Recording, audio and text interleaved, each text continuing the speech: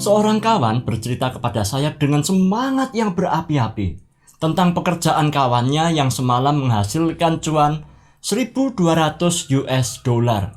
Wah, gila. Cuman mantengin komputer 4 menit, klak-klik, lalu dapat cuan 17.800.000 rupiah. Ayo, kepingin gak? Untungnya, kawan saya tadi masih waras, sehingga ia tertawa saja mendengar cerita kawannya. Perilaku tidak waras atau lupa diri seringkali terjadi tatkala seseorang sedang berdiri di atas kesuksesan, atau sebaliknya, sudah bangkrut, ketipu pula oleh iming-iming lekas kaya. Jadi, hidup menjadi semakin sulit karena dibikin konyol sebab salah ambil keputusan. Asaf, penulis Mazmur 73, juga merasakan hasrat keinginan yang serupa, seperti yang juga bisa dialami oleh Anda dan saya. Katanya, tetapi aku, sedikit lagi kakiku terpeleset. Nyaris aku tergelincir, sebab aku cemburu pada pembual-pembual. Kalau aku melihat kemunculan orang-orang fasik, sebab kesakitan tidak ada pada mereka. Sehat dan gemuk tubuh mereka. Mereka tidak mengalami kesusahan manusia, dan mereka tidak kena tulah seperti orang lain. Tapi ketika aku bermaksud untuk mengetahuinya, hal itu menjadi kesulitan di mataku. Sampai aku masuk ke dalam tempat kudus Allah dan memperhatikan kesudahan mereka. Itulah mengapa orang yang sedang pailit malah getol pasang togel. Belum dapat kerja, berani cari utang untuk bayar dukun ruwat nasib. Atau yang sakit menaun, rajin cari dukun walau dibungkus dengan kedok agama. You are about to see a world where greed and deceit raise their ugly heads, where lives have been needlessly lost, and where hope, the most precious gift of all, is peddled at a price. This is the wickedness in the world of faith healing. Sekalipun aktivitas judi online yang dibungkus dengan istilah trading option telah diblokir oleh pemerintah Indonesia, nyatanya praktek judi ini masih susah diberantas pada level akar rumput. Mengapa?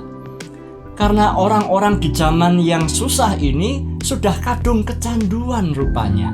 Masih berusaha untuk mencari segala cara agar tetap berjudi seperti kisah sukses kawan tadi.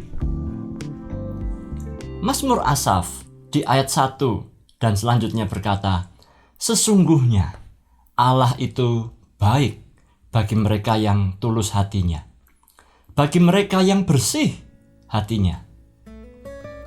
Ketika hatiku merasa pahit dan buah pinggangku menusuk-nusuk rasanya, aku dungu dan tidak mengerti, seperti hewan aku di dekatmu. Tetapi aku tetap di dekatmu. Engkau memegang tangan kananku. Dengan nasihatmu, engkau menuntun aku, dan kemudian engkau mengangkat aku di dalam kemuliaan. Siapa gerangan ada padaku di surga selain engkau?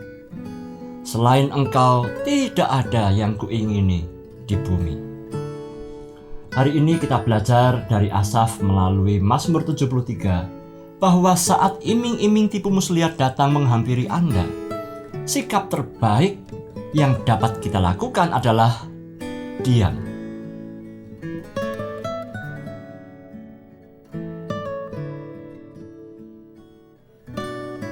Biarkan orang lain menilai Anda dungu karena mengabaikan tawaran, sebab prestasi dan kesuksesan adalah sebuah proses yang tidak instan. Jikalau ada orang yang bercerita tentang keberhasilannya, janganlah lupa bahwa di balik semua keberhasilan ada banyak kisah kegagalan yang tidak ia ceritakan. Kalau kita sudah pernah banyak gagal, jika kita terus belajar, sebentar lagi pasti kita berhasil. Sebab keberhasilan adalah sebuah capaian yang sebanding dengan banyaknya usaha dan kegagalan. Segala macam tipu muslihat selalu menampilkan pola yang sama yang dapat kita kenali, yaitu yang pertama, beritanya selalu baik, tidak ada secuil pun buruknya sama sekali. It's too good to be true. Ciri yang kedua, caranya selalu cepat dan gampang, gratis pula. Dan yang ketiga, kesempatan ini hanya datang sekali, khusus untuk Anda. Kalau semua kategori yang saya sebutkan tadi terjadi pada Anda, seperti halnya Mazmur 73 hari ini, Anda harus segera waspada bahwa itu semua adalah trik untuk membuat Anda kemerungsung sehingga stabilitas emosi dan iman Anda goyah dan Anda tidak lagi dapat berpikir dengan akal yang sehat. Era ini adalah zaman yang tidak mudah. Maka janganlah sampai iman Anda goyah, tergelincir oleh angan dan malah hidup susah dengan cara yang tak keruan.